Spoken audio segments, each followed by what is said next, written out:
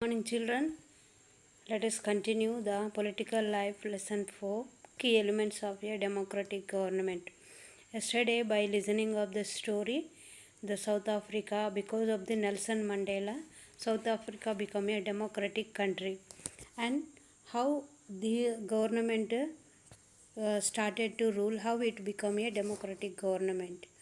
So today let us continue the lesson 4 about participation. Why do we have regular elections? You have already read in the previous chapter that people make the decisions in a democracy. In previous class in the about the lesson of the government, how the people are electing the representatives, and also the how they are making the government, we have learned. In the same way, the people participate in the regular elections. How they are participating? Through voting in elections. People elect leaders to represent them. These representatives take decisions on behalf of the government. So children, the representatives are who is the people are here participating in the elections. They are electing the representatives to rule the government also. In doing so, it is assumed that they will keep in mind the voices and interest of the people. The government, how they are forming the government? Because of the elections, people are electing the representatives.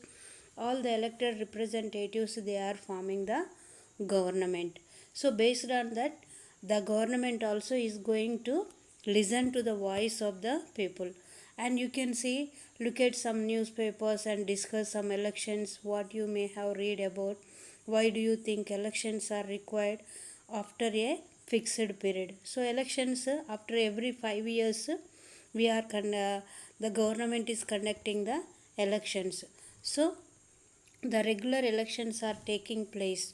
The all governments are elected for fixed periods. In India, this period is 5 years. So children, every 5 years the elections are taking place, and the people are electing the representatives. All the elected representatives, they are forming the government. In the same way, not only other countries, every democratic country also have the every 5 years elections.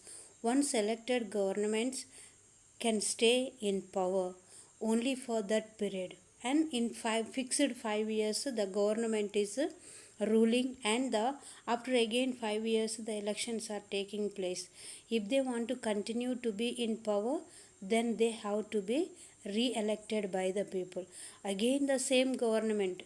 For example, now present in Karnataka, BJP government. The BJP government again, if they wanted to rule and if they want to continue their power, after 5 years, every democratic country, all the states also, in our country, it is a democratic country. Every 5 years, they conduct the elections and uh, elect the representatives. Representatives belongs to the different political parties. Now present in Karnataka, BJP government formed the government only. BJP political party ruling present Karnataka.